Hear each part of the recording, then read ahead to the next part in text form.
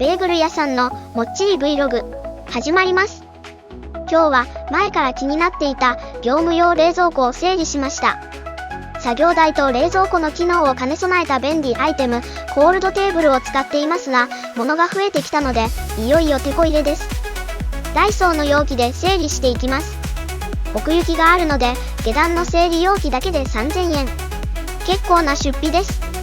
すっきり整理できました。明日もお楽しみに。